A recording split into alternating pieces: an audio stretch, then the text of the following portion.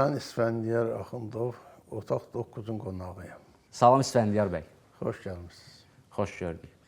Necəsiz? Yaxşı, hər şey yaxşıdır. Sözün əsl və həqiqi mənasında. Özünüzü necə hiss edirsiniz? Yaxşı hiss edirəm. Fiziki baxımdan. Hər tərəf Psixoloji? normaldır, hər şey yerindədir. Fiziki yaxşıdır, yoxsa psixoloji yaxşıdır? Elə hamısı yaxşıdır. Yaxşı olması üçün insana nə lazımdır?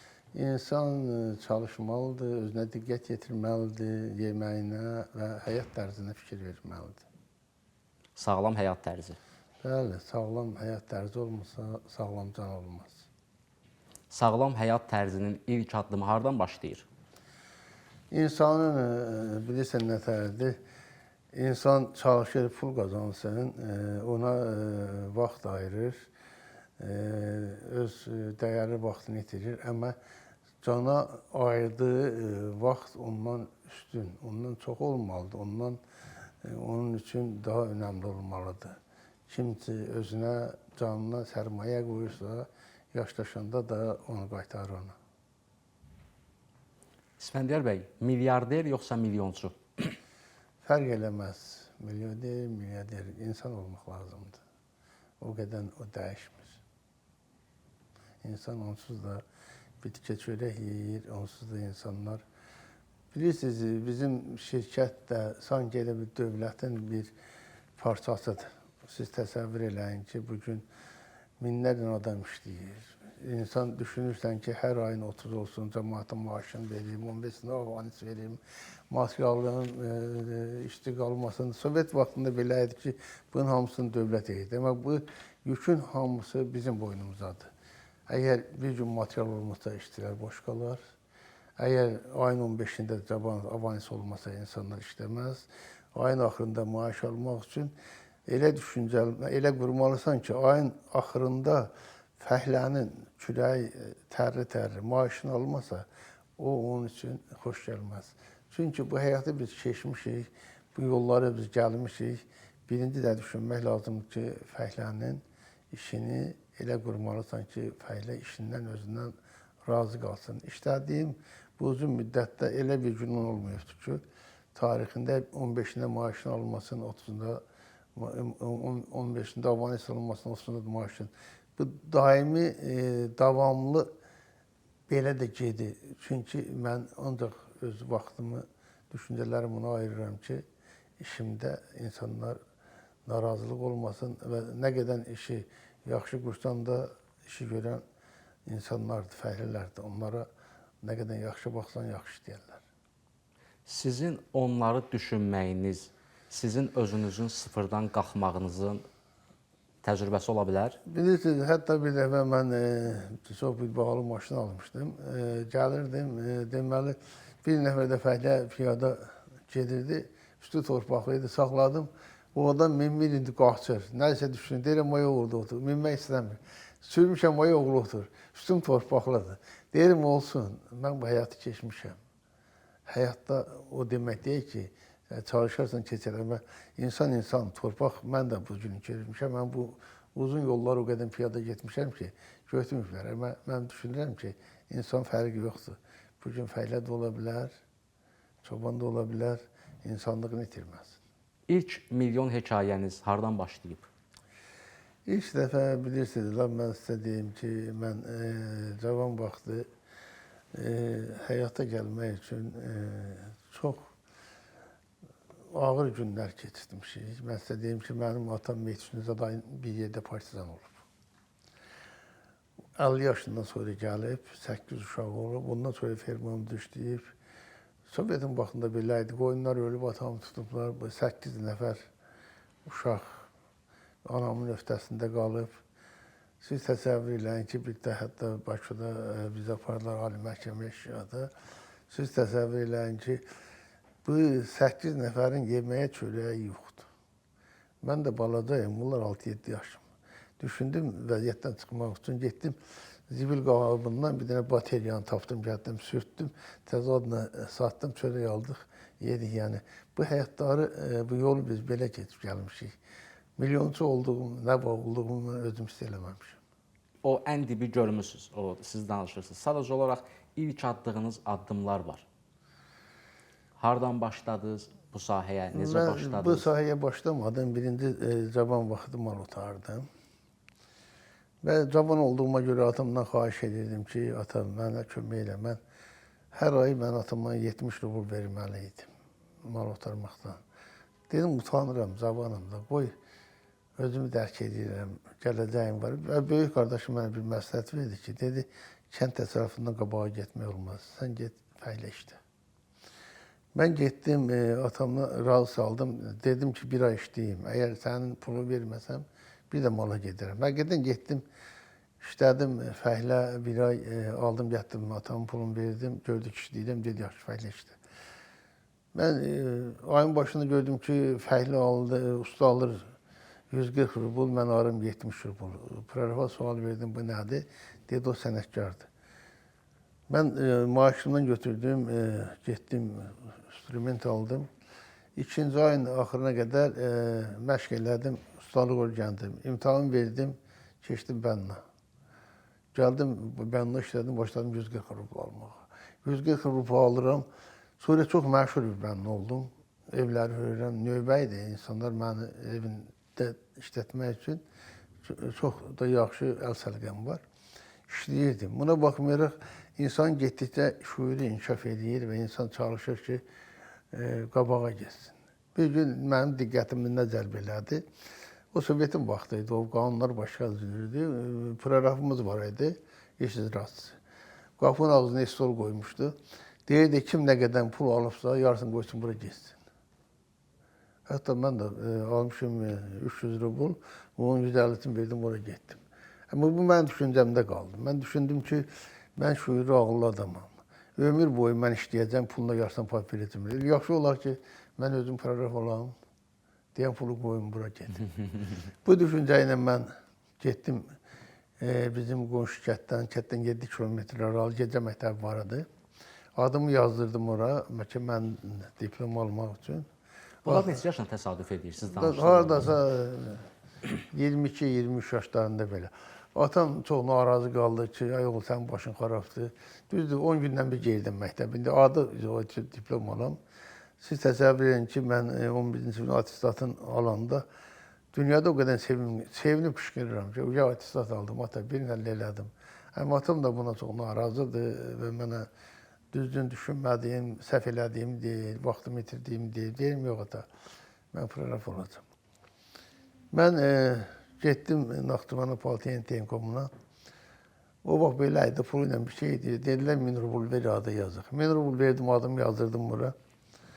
Hətta pulum 700 idi, özüm atama verdimdən artırmışdım. Atama dedim, üstün sən ver, dedi, vermərəm. Anam verdi, dedi ki, atam bilməsin. Adımı yazdırdım, o qədər sevinirəm ki. Gəldim, müdürə dedim ki, müdür dedi, dedim, müdür, mən Politexnikumuna qiyabı girdim. Güldü, dedi, institutlarınlar hamısı boş-boş işlərlə məşğuldur. O nə söz? Dedim, yox, mən sizdən xahişim odur ki, mən ikinci gün bənna işləyəcəm. Birinci gün briqada işləyim, pulsuz, zadsız. Və sizə peynir də gətirərəm, imkanım daxilində hörmət eləyərəm. Müdürlə razılaşdıq. Dedi, get, briqada işlə. Birinci gündür, proqram mənə dedi, taxta ged, gəlib ged, onu ölç. Ölçü nədir? Rəqəm nədir, yazı nədir, bilmirəm. Şoför ölçdü, dedi, 2 kub 73 sot gətirdim, dedim, budur. Dedim, əgər bu bilsə ki, mən ümumiyyətlə oxumamışım, məni qovacaq. Mən işə gələndə o vaxt gözləyirdik, Bartovoy maşının üstə gedirdik işə. Amma Astanovkada bütün ziyalılar hamı çıxırdı ora. Bir vurma cədvalını, bir ruşqa aldım. Görürəm ki, sizin kimi bir ziyalı var. Qadındır ki, fərqi yoxdur. Deyirəm, sabahın xeyir.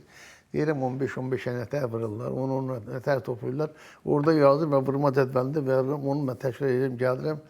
Və gəlirəm 6 bazar günləri nivelə irtiqadı taparım həyətdə. İşləyirəm, düzürəm, proyektlə məşğul oluram. Nəysə, 6 ay burada işləmişdim, amma canım da qoyuram. Siz təsəvvür eləyin ki, səhər tezdən 8-də çıxıram, 7 saat 1-də gəlim evə. Həm yaxşı bənda işləyirəm ki, qovmasın işlə, bir qadiriyə görürəm. Mənim axı hədəfim var ki, mən proqraf olam, böyük arzumdur. 6 ay müddətində mənə bir proqraf yanaşdı, dedi ki, gəl sənə 1000 rubl verim, gəlməyin yanında master işdə. Master. Hə. Getdim bunun yanında, bu mənə nə versə yaxşıdır. Bu mənə bir niveler verdi, bir teodal verdi. Bir də bir çeytköz verdi. Dedi, Xoy kəndində get 1176 yerlik məktəb tikəsən. Nə qədər? 1176 yerlik məktəb tikəsən. Siz təsəvvür eləyin ki, özüm getdim razıbövk elədim. O qədər yüksək səviyyədə işə başladım ki, bütün işləri bilirəm, nə qədər teodal, çeytköz. Nəysə, istədiyim təzdə işləyirəm. Nəysə, az işləmişdim, götürdülər, məni verdilər iş icraçısı. Yaxşı işlədiyimə görə, hələ texnikumda oxuyuq. Və atama gəldim, dedim ki, mən həyata, Texnikumda artıq mən prorafam, iş icraçısıyam. Atam güldü, dedi, yalan danışma, boş-boş da danışma. İnanmır sizə. İnanmadı. Yəni bir gün atam gedir rayonda çay içəndə görür maraqlı bir söhbət gedir. O cümlədən baxır ki, mənim haqqımda danışırlar ki, bir fəhlə mal otarıb, heç aran oxumuyor, fəhlə işləyib, dünyada bütün elmini bilir. O qədər savadlıdır ki, elə işləyir ki, bunlar qoyublar proraf. Qapıdan gələndə gördüm, rəhmətli atam gülür, deyirsən proraf işləyirsən. Dedim, ata, işdə bir söz olar. Mən sizə deyim, mən proraf olacam. Dedi, oğul, bu necə şeydir? Sən oxumadın, eləmədin. Dedim, yox, mən istədiyim eləməliydim. Yəni, proraf işlədim. Siz təsəvvür eləyin ki, bizim idarədə deməli 10 dənə proraf işləyirdi. Bir gün disturla şeyləri yazmalı olduq, nariyyatları. Bunu da bir nəfər yaza bilirdi, onu da tresör gətmişdilər. Birinci ay hamıya bu öyrətdi ki, hamı nariyyatları yazsın. İkinci ay deməli müdür oturub orada, bu da bunun yanında. Deyək, kimlər yazıbdı nariyyatların, bu da kimlərinki yazıb onları deyir. Mən dedim, mən də yazmışam. Mən də yazmışam deyəndə bilirsən, vəziyyət elədir ki, həyatda hər zaman rəqabət gedir, ağıllı söz deməlisən. Dedi, sən bunu eləyə bilməzsən. Dedim ki, Triestin qılavun injineri bizdən qohumdur, getdim, mənə kömək elədi. Yalan dedim. Baxdılar, dedilər, düzdür. Mən nə elədim? Onu yazandan sonra mən 24 gün gecə yatmadım. O distur necə alınırsa onu öyrəndim. O eləməklə prosesorə baxdım və özüm yazdım, apardım. Yəni, belə özlərimdə həddindən artıq işləmişəm. Çalışmışam ki, nə də çətinsə də öyrənməliyəm. Ona görə də mən sonra Azərbaycanda ilk dəfə kooperativ qurulanda, Şərurda kooperativ qurdum. Hətta siz təsəvvür, çox böyük maştabda işləyirdik. Siz təsəvvür eləyin, Türkiyə ilə Azərbaycana çəkilən Ümid Körpüsünün bütün materiallarını mən verdim. Məndən başqa heç arada yox oldu. Yəni, haradan salsınlar, bu materiallar hamısı məndə idi. Çox böyük bazam var idi. Sonra gəldi, yollar bağlandı. Bakıya gəlmək, mal gətirmək artıq mümkün deyil. Mən düşündüm ki, getməliyəm Bakıya, Bakıda işləməliyəm, pul qazanmalıyam. Bu neçə yaşdır? Onda haradasa 40 yaşım var idi. 40 yaşım var idi. Gəldim Bakıda, bir nəfərlə telefonda tanış olmuşduq. O dedi ki, pul yatırmışsan, dedim, xeyr. Dedi, bəs necə işləyəsən? Dedim, nə qədər maaş aldın? Dedi, $500. Çağırdım, $1000 verdim. Dedim ki, harada adam çoxdur, mən aparır ora. Birinci gün apardı məni ev balıq satısına, bazara. 2 ev düzdüm, boşdum, $4000 aldım. Dedim, yox, yaxşı yer apar. Üçüncü gün apardı, intirsinin qabağına. Orada oturub çay içirdik, başqa masada söhbət gedirdi. Onların söhbətinə getdim, onlarla tanış oldum. Dedim, istədiklərinizi mən gətirə bilərəm. Telefonlarını aldım, oğlan deyir, bəs haradadır sən? Dedim, mən yerim bilirəm. Taksiyə pul verdim, dedim, mən harada bundan var, tapdı, verdi mənə. Satdım, ilk dəfə oradan bir maşın pulunu verdilər. Onu aldım, oğlana bir maşın aldım ki, mən verirəm, sən bundan gəz. Piyada gəzdim, dedim, evə gedim, gəlim, bir də bunu inkişaf elətdirim. Getdim rayona, rayonda getdim, bizdə də o vaxt, bilirsiniz nə dərdə, quldur dəstələr var idi. Naxçıvanda. Naxçıvanda, siz təsəvvür eləyin ki, bir dəstə var idi, Daxili İşlər Nazirinin maşını güllələmişdi. Polis rəisin atırlar, təfinatda döyürdülər, elə bir dövr idi.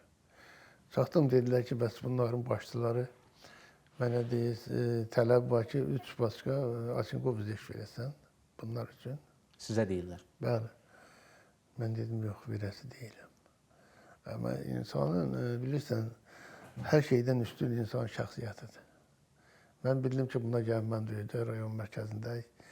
Mən qərar qəbul elədim ki, mən bunu öldürməliyim. Mən o malot vardığıma qədər yaxşı daş atıram. Daşdan silah kimi istifadə edə bilirdim. 3 dənə belə böyük daş qoydum yerə. Gələndə birinci daşı götürdüm. 250 maşını belə çırpanda. Okazı maşının şüşəsini spesialını saldılar ora. Şüşə əyildi, bu adama dəymədi. 2 dəfə axıranlara tutdu. Düşdü, tutdular qolumu, maşının aptekasından finkanı gətirdi, mənim buradan vurdu. Dedi, öldürürəm səni. Dedim, öldür, mən ölümdən qorxmuram ki, mən olsa istədim səni öldürəm. Hikmət olmadı. İndi imkan sənindir, sən öldürə bilərsən məni. Nəysə, 70% qanım bitirdim, 3 ay balnisada yatdım. 3 aydan sonra gəldim rayonuna, yenə bu adamlar qabağımı kəsdilər. Kəsəndə, yəni, mən bu dərs silah var idi, çağırtdım. Və onlar artıq məndən uzaqlaşdı, gördülər mən. Ölümdən qorxmuram, öldürməkdən də qorxmuram. Deyirlər, tarixdə sizin işimiz yoxdur. Bilirsən, həyata çox risklər olur. Gərək qorxmayasan. Bilirsiniz, bir də varlanmaq üçün insanlar düşünürlər ki, hamı çalışsa varlana bilər. Yox, insanın özündə fərqli bir düşüncələr, bir fərqlilik olmalıdır. Yəni, onlar biraz onların, Allah Taala'nın bəlkə də verdiyi bir, mən demirəm, nədirsə onların düşüncələri başqa cür olur. Düzgün qərar qəbul edə bilirlər, düzgün işləri görə bilirlər. Siz təsəvvür eləyin ki, mən sonradan başladıq, mal almaq lazımdır, Türkiyə mal vermək lazımdır. Amma bu zaman mən düşündüm ki, mən hərfləri tanımıram, yazı yaza bilmirəm. Mən nə etməliyəm ki? Getdim, inturistə bir otaq götürdüm. Bir 10 nəfər, çox savadlı adamlar götürdüm içə. Ən yüksək savadlı adamları. Bunlara dedim ki, gəlməyin mənimdə işləyin, sizə 10-15 min dollar ayda maaş verəcəm. 20 min dollar maaş. Hər birinə? Hər birinə. Doğrudan da işi qurdum, elə qurdum ki, iş elə gedir ki, bilirsən, avtomat kimi. Mən oturmuşam başda, amma alimlər də işləyir. Bunlar da gəlir. Hətta bir gün bunların biri bir gün dedi ki, mən bilirsən nətərdir, mən daha pul var işləmirəm səndən. Dedim, özün bilərsən. Pulum verdim, bu çıxdı, getdi. İndi həmən adam qazel sürür. Sonra dedim, nə baş verdi? Deyirsən, deyəm, müəllim, sənin yanına gedəndən sonra gedirdik, qonşularda gözləyirlər, tanış adamlar məni. Deyirlər ki, ay ki, o çoban adam, siz hamınız alimsiz, savadlı adamsınız. Onun əlin altında nə işləyirsiniz ki? Dəlisiniz, sən gəl otur, biz işləyək, gətirək verirək. Mən də deyib pulları apardım, verdim, hamı götürdü, çıxdı, getdi. İndi qatil çıxıram. Yəni, həyatımız o qədər çətin günlərimiz olubdur ki, hətta bir gün biz dağa mal aparırıq, Küçük kəndə var Şahbuzda. O kətdə falçığa batmışıq, biraz biz dincəlmək üçün bir evə qonaq olduq, yağış möhkəm yağırdı. Ayaqlarımız palçıq idi, kıçımızı şlankla yuduq. Evə gedəndə eviyyat sualı verdik ki, bəs ayaqqabın hanı? Dedim, dağdan helləm, dedik, gedək tapaq. Halbuki heç ayaqqabı mən görməmişəm ki, ayaqqabı nədir? O nədir, mən bilmirəm ki. Utandım deyəm ki, ayaqqabım yoxdur. İndi bunlar da dirəşir ki, gedək ayaqqabını tapaq. Ayaqqabı geyinməyən adam nə bilir ki, ayaq? Deyirəm ki, itirmişəm. Yox, çox uzaqlarda əlsən. Mən dedim, yox, taplası yerində dəyildi. Qayadan get. Deyə gedək tapaq. Utandım deyəm ki, ayaqqabı nədir? Ayaqqabı geymişəm. Evdə getmişik, bir evin içində bir təndir var idi. Kıçımızı salmışıq təndirin içində. Arvad da orada nəysə yanmayır. İkimizlik yoldaş da işlədi. Birdən arvad qışqırdı. Qışqıranda mən cavan oğlan. Diş sıradım, dedim, ay sənə bacaq buradan, sənə qurban olum, nə oldu burada indi? Kişi gəlib deyəcək, bu niyə qışqırdı? Adam özü, heç kəs də yox. Kişi gəldi, ay mən istəyirəm qaçam. Yox, hər şey insan başına gəlir də. Dedim, bəs nə olub? Dedi ki, mən 11 oğul var idi qadının. Dedi ki, çay axmışam, uşaqların birinin şalvarındır, bu birləri yamaq eləmişəm. Səhər o uşaq məktəbə nətər gedəcək?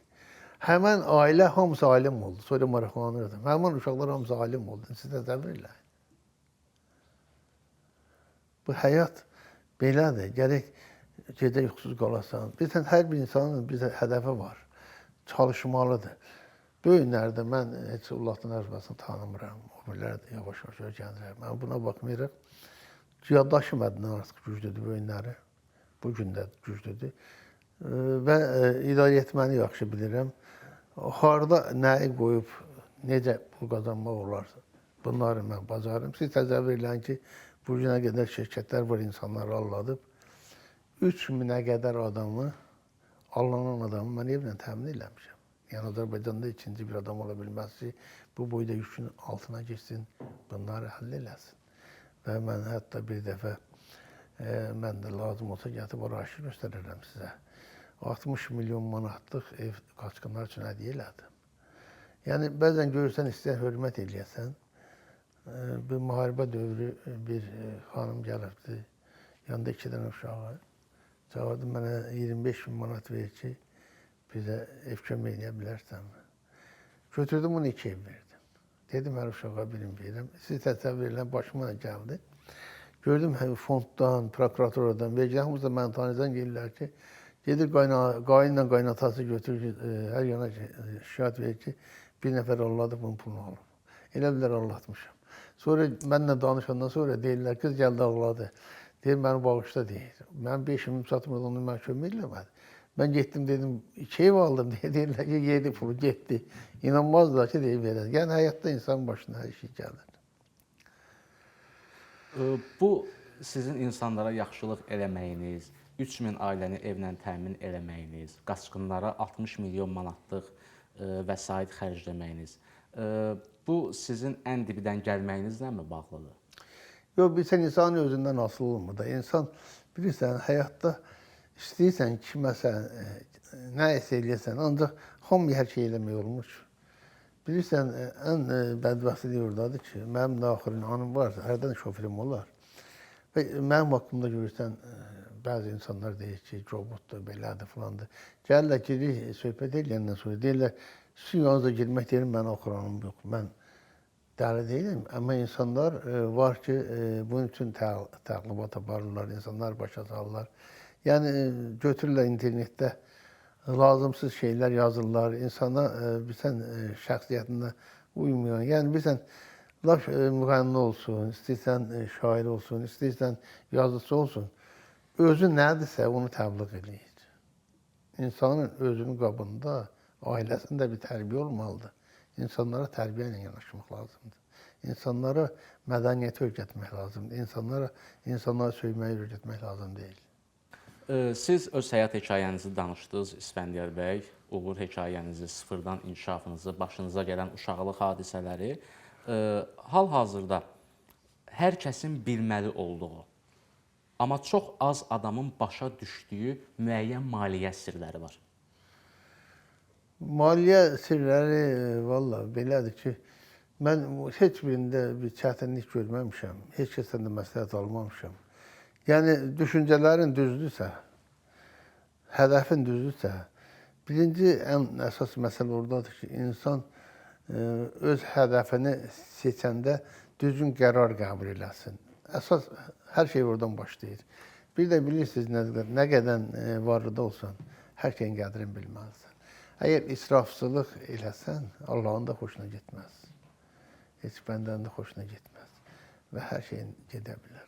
Siz təsəvvür eləyin ki, mənim də axıranım var. Normal bir maşınlar, köynə maşınım var. Gecən oğlum bir hədiyyə adı günündə gətirib verdi maşın. Gəl al, Lexus'da ala ver, deyirəm, ey oğul. Maşındır, fərq eləmir. Laf balacasını da minərəm. İnsan, heç geyimdə də görən ucuz şeydə alıram. Yəni, mən elə şeylərə, bilirsən, insan birinci sərmayəni qoymalıdır. Canına, sağlamlığına. Əsas sərmayə oradadır. İnsan Allah eləməsin, bir gün xəstə olsan, hər şey gözündən düşər. Gərək elə yaşayasan ki, xəstə yaşamayasan. Sağlamlığın 99% insanın özündədir. Və elə sərmayə də insanın canına qoyulan sərmayədir. Hamısı böyün olar, sabah olmaz. Onu Allahdan başqa heç kəs bilmir. Kim bilir ki, səhər kimi başına nə iş gələcək. Amma sağlamlığın olsa, heç olmasa gedib harasa işləyib, vəsait qazanıb, özün ailəni saxlaya bilərsən. İsfəndiyar bəy, bir şey dediniz ki, ağılla, yəni hərəkət etmək lazımdır. Hər bir insanın öz düşüncəsi, təfəkkürü var. Amma həmin düşüncə və təfəkkürdə müəyyən, yəni bu insana xas olan bir xislətdir ki, bəzi hallarda insan hansısa bir işi görmək istəyir. Orada məntiq olaraq, düşüncə olaraq başqa bir addım irəli sürmək istəyirsə, amma hiss olaraq başqa bir addım irəli sürmək istəyir. Yəni insan məntiqi ilə addım atmalıdır, yoxsa hissi ilə? Söhbət işdən gedir. Məntiqi ilə və düşünməlidir ki, hədəfə doğru düzgün istiqamət götürməlisən. Bilirsən, bəzən belədir ki, deyirsən ki, çox pul qoyum, çox qazanım, az pul qoyum, çox qazanım. Elə deyil. Əgər normal iş görürsən, pul qoyarsan, az qazanarsan. Amma düşünsən ki, sən burada 3 qat, 5 qat qazanırsan, deməli, burada elə bir riski var ki, sən özü oyuna sala bilərsən. Oradan uzaq olmalısan. Çox böyük vəsaitə qədər, vəsaitə tərəf getsən, orada uduza bilərsən. Normal bir çərçivə var. Düşünməlisən ki, mənim buna gücüm də çatır, qabiliyyətim də çatır, maliyyəm də çatır. Bunu mən eləyəcəm və başa çatdıracam. Siz təsəvvür eləyin. Belədir ki, tikintidə də gedir, işlər, gedir, birdən dayanır. İnsanlar bankrot olur. Həmən vaxtı mən nə edəcəm? Başlayıram almağa.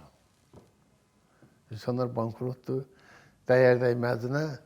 Görürsən, 5 milyonu aldığından sonra 50 milyon qazanırsan. Çünki durğunluq dövründə hər şeyin qiyməti çox aşağı qiymətə, maya dəyərindən də qat-qat aşağı satılır.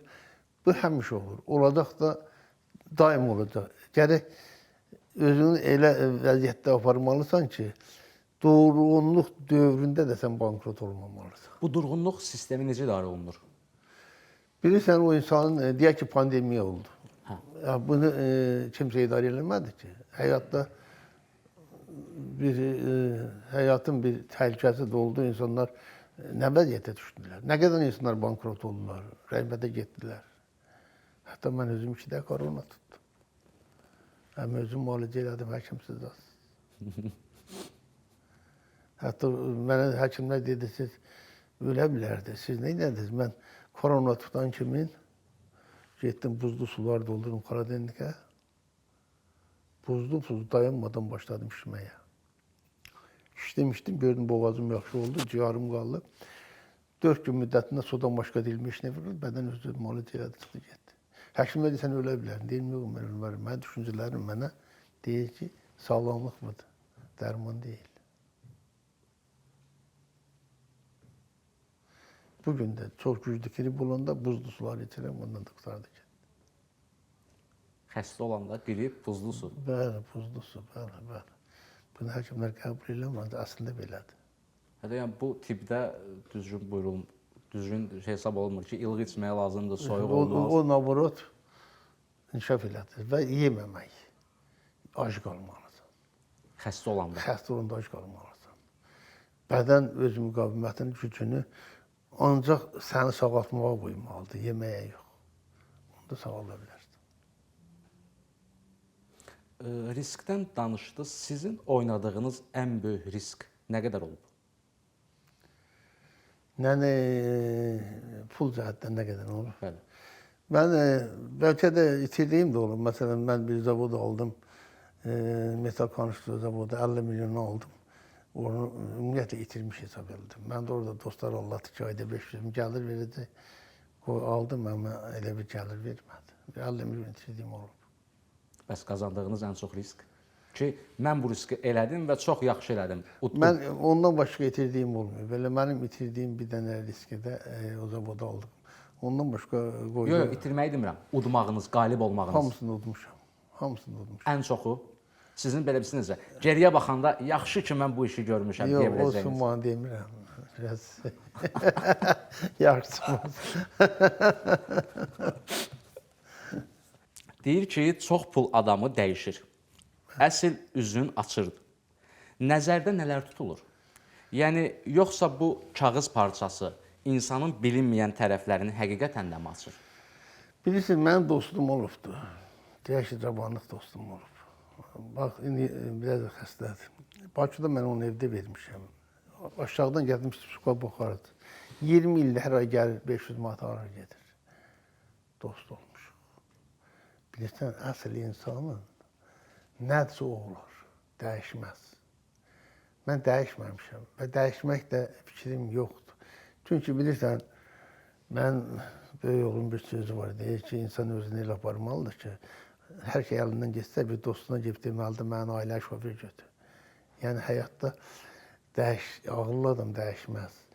O insanlar dəyişir ki, onlar, bilirsən, əziyyətlə pulu qazanmır. Hardansa gətirib tökürlər qabağına və o onda axıra qədər idarə edə bilmir. Ortada əlindən uçur gedir. Ona görə də insan olduğu kimi olmalıdır, dəyişməməlidir. Amma ətrafınızda tanıdığınız bir çox milyonçu, milyarderlər varmı ki, əvvəlindən onu başqa cür tanımısınız, biraz sizdən bir addım önə keçib, bütün xarakteri dəyişib? Bilirsiniz, mən bir dostum var idi, milyarder idi, amma bu günləri çox pis vəziyyətdədir. Qat-qat məndən milyarder idi. Yəni, biz axşam gedirdik çörək yeməyə Bakıda. Yəni, bu adam yanında 5-6 axranı var idi. Samolyotla Almaniyada Mercedes gətirdi. Yəni, çox böyük imkanlara malik idi. Axşam gedirdi restorana çörək yeməyə, götürürdü, başqalarla dolları belə səhvirdi. Mən buna deyirdim, eləmə.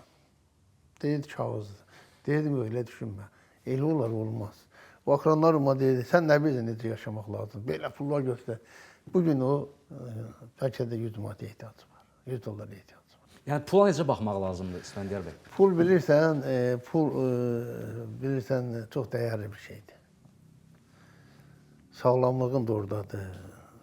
Özü şəxsiyyətin də oradadır. Yəni, çox şeyi qoruyur. 100% olmasa, 80% insanın yaşaması üçün pul dəyərli bir neymətdir. Pul insanın həyatıdır. Yəni, yaşadıqca görürsən. Düzdür, insan onun içində olanda da çox başa düşmür. Amma kənardan görəndə görürsən ki, pulsuz insanın da həyatda yaşaması biraz çox böyük çətinliklər var. Pul üçün insanlar var, hər şeyə gedir. Amma o demək deyil ki, pul hər şeydir. Pul 80% insanın üçün önəmli bir vasitədir. Bir insan həyatda pulunu, şanını, şöhrətini, əzəmətini, malını, mülkünü itirsə də, nəyini həmişə qoruyub saxlamalıdır? Birinci insan şəxsiyyətini, bir də sağlamlığını. Bunlar olsa, pul qazanmağa nə var ki, o ağlı yerindədirsə, bu günləri mən bütün vəsaitimi qoyum, gedim, istədiyin qədər pul qazanım. Bugün şükür Allah, Azərbaycanda pul töküblər çölə. Düzgün düşüncə ilə get qazan. Nə var ki, pul qazanmaq? Prosto o xəttə düşmək lazımdır. O xəttə düşmək lazımdır. Siz təsəvvür eləyin ki, mən qadın da tanıyıram ki, bizlə əməkdaşlıq işlədik. Məndən onda da vardı. O da oxumamışdı. İnsanlarda bir xüsusi istedad olur. O varsa, insan üçün pulu itirirsə, sağlamlıq olsun, pulu qazanacaq. Bir də şəxsiyyət yerində olsun. İnsana inansınlar.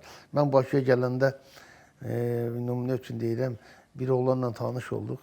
Mən ona dedim ki, ikinci oğlandı bu tanış olduğum. Dedim ki, Allah Teala verdiyi mənə yaxşı ağıl veribdir. Sən də Bakını tanıyırsan. Məni gəzdir. Nə qədər pul qazansam, ikinci də qayıtmışam Bakıya. Yarısını verdim sənə. Bir ay məni Bakını gəzdirdi. Ayın başına qazandığım pul oldu 200 min dollar. Bu 200 min dolların hamısını götürdüm, ama bir manat vermədi. Dedi ki, quldurar apardı, orğular apardı. Yox, pul yoxdur. Siz təsəvvür edin, təzədən getdim, başladım. Sıfırdan, cibimə xərcli də vermədi. Siz təsəvvür edin ki, bir də ağlım yerindədir da. Pul qazanmağa nə var ki? Bir də saldım işə, o da başladım. Qazanmağa, amma adam harada yaşaydı, panel binada 16-cı mərtəbə yenə bugün orada yaşayır. Əgər sənin pulu ola bilərlər, ağlın yerindədirsə qazanasın. Bugün Azərbaycan gəncləri Azərbaycan yeni nəsil tələbələrimiz var, şagirdlərimiz var, oxuyanlar var, təhsil alanlar və canı dildən işləyənlər var. Onlara tövsiyə olaraq, yəni sıfırdan başlasalar, hansı addım? Məsələn, xətti yoxdur o xəttə Mən düşsün. sizə deyim ki, bu gün Azərbaycan təhlükə qarşısındadır. Cavanlar üçün. Çox təhlükəli bir vaxtdır. Diplom uğrunda mübarizə gedir. Hər bir cavan oğlan ancaq diplom almaq istəyir. Ancaq bu da faciədir. Xarici dövlətlər burada hansı yolla olursa olsun bir diplom alsınlar və onlar gələndən sonra nə edirlər? Deyirlər ki, mənim ali təhsilim var, mən heç adı işləyəsi deyiləm. Dövlət iş versin, elə bir iş versinlər ki, mən orada işləyim. Ancaq bu düzgün yol deyil, düzgün iş deyil. İnsan ailəsinə kömək məqsədi ilə öz düşüncələri, öz arzusu nədir, onu da aldı getməlisən. Dərzisən, eminent var, dərzi işləyir. Bir də mən İtaliyaya geldim, uşağına verdi $100 çatdırsın onu. Kasıbı, amma bu gün görürsən, maşallah, neçə dənə Moskvada da getdirmişdi. Onun sənətkarı da, bizdə insanlar sənət uğrunda mübarizə aparmaq istəmir. Ancaq deyir, diplomum olsun, iş də olmasa, anam işləsin, atam işləsin, gətirsin, versin mənə. Amma bir zamandan sonra da başlayırlar, pis yola düşürlər, onun da sonu yoxdur. Məşhur bir Xaç atası filmi var. Orada Al Capone deyib ki, mən uşaq olanda hər axşam Allaha mənə velosiped verməsi üçün dua eləyirdim. Və bu bir neçə dəfə davam elədi. Sonra baxdım ki, Tanrının işləmə prinsipi bu deyil. Mən getdim bir velosiped oğurladım və hər axşam Allaha dua elədim ki, velosiped oğurladığıma görə məni bağışlasın. Sizə görə Tanrının işləmə prinsipi necədir? Bilirsən, mənim həyatda ən böyük arzum olubdur ki, üzr istəyirəm. Deyirdim, həyatda mənim bir ulağım ola. Onda atam bir dostu var idi, o anda balasını verdim. Siz təsəvvür eləyin, elə bildim ki, bu dünya mənimkidir. Yəni bilirsən, bu düşüncələrlə insan düşünməlidir ki, o ulağı gətirib bura çatdırmaq lazımdır. Başa düşürsənmi? Ulağı gətirib bu yerə çatdırmaq lazımdır. Ulaqdan gəlib bura çıxmaq lazımdır. Yoxsa diplom alım, gedim, mən boş-boş işlərlə məşğul olum. Bundan heç nə əldə eləmək olmaz. Heç nə əldə eləmək olmaz. Sıfırdan qalxanda adam onda pulun qiymətin... Və o gəldiyi yollar var da, bilirsən, o gələndə, o dağı dırmananda, o yola bələdçi olursan da, hansı döngələr var, harada nələr var, bunları görə-görə gəlirsən, ona görə də yıxılmırsan. Amma hansısa bir qohumun, hansısa bir adamın olsa, sənin bir böyük vəzifəyə, bir pul içinə salsa, o pulu sən itirəsən, o pul səndən həmişə gedə bilməz. Çünki onu sən qazanmamısan ki. O sənə bəxşiş gəlir. Elə də gedəcək. Gəldiyi kimi də gedəcək. Elə bir gün baxacaq ki, heç nə yoxdur. Bir dostum var idi, adını çəkmək istəmirəm, rəhmətə getdi. Vəzifədə də işlədi. Bir gün dedim ki, elə onlar əlindəkini saxlaya bilməzsən. Güldü, dedi ki, kim olacaq mənim əlindəkini? Əlindəkilər gedəndən sonra gəldi, dedi ki, getdi əlində, siz deyirdiniz, mən inanmırdım. Bilirsən, əgər o pulu sən qazanmamısansa, o pul sənin olmayacaq, gedəcək. Çünki o dediyim kimi, dağa qalxanda hər döngəsinə onu bələd olursan və oradan düşəndə də yavaş-yavaş düşürsən, də hellənmirsən, başa düşsən məsələ.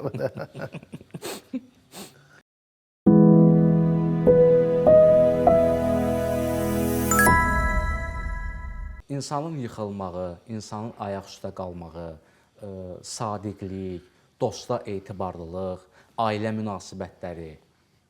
Bilirsən, mən inanmıram ki, dünyada elə bir insan olsun ki, valideynlərinə mənim qədər vurğun olsun. Mənim atamın sonradan imkanları var idi, pulu da var idi. Evimiz yan-yana idi, hər gün axşam gedərik, nerede oynayardıq. Bir gün gedəndə dedi, nerede oynamağa çağırmamışam səni. Dedim, bəs nə üçün çağırmışam? Dedi, nə qədər var, dövlətin var, hamısını verdim sənə. Dedim, mən də qəbul eləmirəm. Və qapıdan çıxdım. Anam çağırdı arxadan ki, atan əsəbləşib, qayıtdım, gəldim. Dedim, ay ata, mənim buna ehtiyacım yoxdur. Ver o 8 uşaq, ver o 7-sinə. Dedi, yox, sən mənim sözümdən çıxırsan. Mənim inandığım, güvəndiyim uşaqsan sən. Mən yaşlaşmışam, hiss edirəm ki, həyatımı dəyişəcəm. o ağsaqqallığı, o böyüklüyü, o hakimiyyəti verim sənə pulla barabar. Uşaqlarım ailə qurmayıb, oxumayıb, hamısını sənə havalə edirəm. Mən axır məcbur oldum, qəbul elədim. Anam gətirdi, belə küllü miqdarda pulu verdi. Dedi, buyur, bir dinar yığdığımız pulu ikimiz də halallıqla veririk sənə. O pulu mən götürdüm. Düzdür, övladlar arasında çox böyük narazılıq oldu. Ki, sən dedilər, o qədər yaltaqlandınız ki, valideynlərə, sən bilirdin bunların pulu var. Bu pulu almaq üçün sən hər gün simya girdin. Dedim, yox, mən valideyn olaraq bunlara hörmət edirdim. Pul üçün eləməm. Mən buna baxmayaraq, sonra o pulu hamısına verdim, böldüm, hamısı problemim var, oxutdum, hər yeri çatdırdım və axırda öz qabağında 10 manat götürdüm, bir də dəsmalı. Dedim, gördünüz, mən qutardım, mən pulu. Amma atamın dediklərini hamısını həyata keçirdim. Mən ona xəyanət eləmədim. Bu valideynlərinizin sizə tapşırdığı son missiyanı neçə yaşında başa vurdunuz? Haradasa onu mən bir 36-35 yaşında başa vurdum. Hamısını. Bugün etibar elədiyiniz adam var? Yoxdur. Heç vaxt olmayıb? Olub da əvvəllər. İndi inanmıram. İnsan yaşlandıqca düşüncələr dəyişir. İnsan yaşlandıqca gördükcə insanlara qarşı bilirsən, inam itir. Yəni, inanmadığın, ürəyin bildiyin adam görsən arxadan səni vurur. Heç ağla gəlmədiyi ən əzizin, yəni heç düşünməzsən ki, o sənə qarşı xəyanət eləyər. Amma görürsən ki, elədir. Ona görə mən həyata gəlməyə insan peşmandır. Mən bu həyatda heç nə görmədim. Düzdür, şirində gördüm, acıda gördüm. Amma bu dünyanın etibarında görmədim. Amma yaşamağım da elə insan dünyaya gəlməsə daha yaxşı olardı. Çünki bilirsən, gördüyün insan, gördüklərin nifrət içində, düşüncələr, bütün arzular düşündüyün kimi deyil. Fikirləşdiyim kimi həyata keçirə bilmirsən. Yəni, ona görə də mən bu həyatdan çox narazıyam. Düzün deyirəm. Son arzunuz nədir? Son arzum odur ki, yəni bilirsən nətərdir, mən nəvələrimin hamısını, ikisini Amerikada oxutmuşam, artıq 12 nəvəm var. Onların hamısını Amerikada oxudam, yaxşı təhsil verəm. Çünki oxumamağın acı nəticələrini görmüşəm. Onların hamısını o savadda görəm və onların xoşbəxtliyini görəm. Axı, mən sizə dedim, hədəfim 100 ilə qədər işləməkdir. Ondan sonra gələr söhbət eləyərik. Onda siz də yaşlı kişilər olasınız. Allah bizə qismət. Yadınızda da saxlayın bunu. Mən proyekti düzəltə gedirəm. Həyatda yaşamağıdır. Hər gün mənim nə eləcəyimi yazıram. Heç vaxt əsəbləşmərəm, heç vaxt savaşmaram. Birdən görürüm, bir adam gəlib əsəblidir, deyirəm, gəlirəm, o qapıdan çıxdım, gedim də qayıtmıram. Evdə görürüm, yoldaşım əsəblidirsə, mən heç vaxt, o qaçdı qapını tutdum, o sözünü deyə bilər, tutamazsa qaçıb gedirəm. Daha deyirəm ki, savaşam. Bu, sizin dediyiniz ailədəki münasibət, qadın yoldaş, həyat yoldaşı münasibəti həmişə dostluq üzərində olmalıdır? Bilirsən, İnsan əgər bir xanımı xoşbəxt eləməyəcək, onun uşaqlarını xoşbəxt eləməyəcək, heç onu alması ondan yaxşıdır. Bəs bu xoşbəxtlik dediyimiz nədir? Xoşbəxtlik odur ki, bir anlıq gəlir də, indi uşaqları oxudursan, nəvələrin gəlir, hər bazar yığışırlar adamın başına. Xoşbəxtlik o anlardır, keçir gedir, amma xoşbəxtlik yoxdur. Əbədiyyən xoşbəxtlik yoxdur? Heç əbədi yoxdur, heç gündəlik də yoxdur. Görürsən elə, bilirsən, biri ağdır, biri qaradır, biri ölür, biri dirilir, biri gəlir, biri gedir. Yəni belə çox vəziyyət istədiyin kimi getmir. Bəs yaşamaq üçün, desəm ki, mən bugün intihar eləmək istəyirəm. Mənə tövsiyəniz, nəsihətiniz nə olar? Mən özüm intihar eləmək istəmişəm. Neçə yaşında? Təxminən bir 47 yaşında.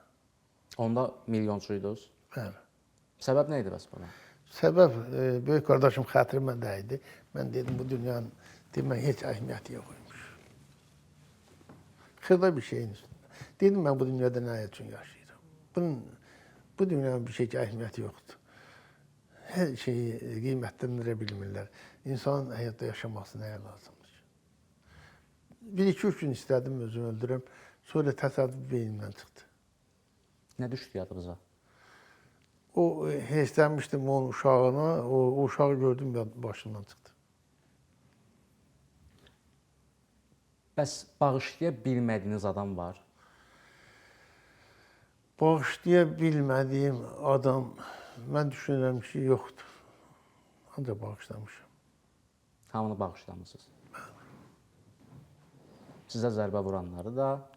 Bəli, hamısı. Niyə? Çünki bağışlamasan da neynəməlisən ki? Bu insanın xarakteri budur, qanı budur, düşüncəsi budur.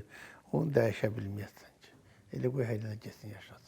Onda bütün insanların xislətində hardasa xəyanət də var. 99%-ında. Artıq bunu qəbullanmısınız. Bəli, 99%-ında. Bugün ailə üzvlərinizdən, yaxınlarınızdan, dostlarınızdan və s. nəvələrinizdən nəsə eləsələr artıq mən qəbul edirəm ki, bu sizi bir o qədər də sarsıtmaz. Yox, biz öyrənmişik də. Artıq hər şeyi görmüşük, ağı da qaranı da görmüşük. Yəni qəbul eləməlisən. Başqa cür yolun yoxdur. İnsanın yaşaması 100 ilə qədər yaşamaq çox asan bir şeydir. Amma insan nədən qorxur ki? Ondan qorxur ki, uşaqlar sən dediyin kimi olmasın, Allah eləməsin. Gözü qabağında nə isə olar, onda insan ölür, varlıqcətlər ölür. Yoxsa insan yaşamaq nədir ki? Normal qidalansan, idman eləsən, qanuna uyğun yaşasan, 100 il, 150 yaşa. Heç o xəstəlik nədir? Mən onun haqqında düşünmürəm, bilmirəm. Çünki o dərəcədə özümü mən idarə edə bilirəm. Amma Allah eləməsin, düşünsən, yaşayarım 80, 90, 100, bir şey olar, adam varlıqcətlər ölür. Ona görə övladlarıma deyirəm, mənim həyat tərzim sizə də keçsin, siz də belə yaşayın. Amma görürəm, yox, mən dedim kimi yaşaya bilmirəm. Onda demək olar ki, ömrə günə etibar yox əzəldən, bir də dönüb yarpaq olmaz xəzəldən. Beşiyindən bizə tabut düzəldən, bələyindən kəfən tikən dünyadır. Düzdür, elədir. Bunu Ramiz Rövşən deyib. Hə, yaxşı deyib. 20 yaşında ağır iş rejimində işləyən bir uşaq olmusunuz, gənc olmusunuz. Əgər həmən zamanda özünüz kimi bir insanla qarşılaşsaydınız, milyonçu ilə qarşılaşsaydınız, ondan nə istəyərdiniz? Vallahi onu deyərdim ki, bu işləyim, mən 5 manat pul qazanım, neçə işləməzdim. Onun yanında. Hə, mən getdim, neçə edən fəylə götürmürdülər. Tanış adam da var idi. Hətta bir nazir müavini var idi. Getdim, dedim ki, nə olar, mən qoy fəylə işləyim. Həmən sonradan gəldi, mənə işi düşdü. Amma halbuki vaxtında sizi qoymamışdı. Bəli, çox elə şeylər oldu.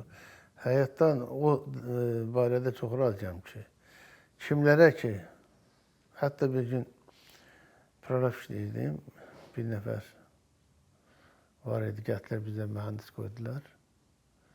Çox güclü proqram idi. Mən binadan yemədim aşağı, o mənə dedi ki, bəs bilirsən nə var, dedim nə var, dedi ki, əgər düşüb qabağıma gəlməsən, sən burada işləyə bilməyəsən. Dedim, mən yaltaqlar üçün yox, işləmək üçün yaşayıram. Dedi, axşam gələrsən idarəyə, getdim idarəyə, müdür otur burada, bu da otur burada, mən də oturmuşam burada, ərzəmi də yazmışam. Müdür dedi, onda sən burada işlə, ərzəni götürdüm, belə çıxdım müdürün üstünə. Dedim, get, mən şəxsiyyətimi buna işə satmıram. Sonra gəldi o müdür. O müdür gəldi, məndən 200 min dollar aldı, verə bilmirdi, yalvarırdı. O mühəndis ki, həmən adam gəldi yanıma, dedi, sən deyir, müəllim, dedim, nə var? Dedi ki, mənə bir iş ver. Götüm, qoydum betonca burada müdür. Müdür qoydum bunu betonca burada. Mənə deyildi ki, hər dəfə səni görəndə utanıram mən.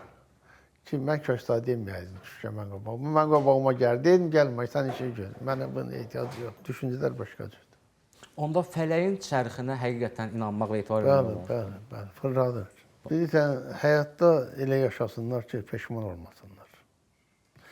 elə bir iş görsünlər ki, insanların gözünə baxa bilsinlər. Və anaların iştahı göndərməsinlər, özləri işləsinlər. Oğullara mən əsas sözüm budur. Cavan oğlanı görür, anası gəlir işləyir, oğlan da əl cibində gəzir ki, diplom var. O diplomları qoysunlar, evə geçsinlər, işləsinlər. Budur sözüm.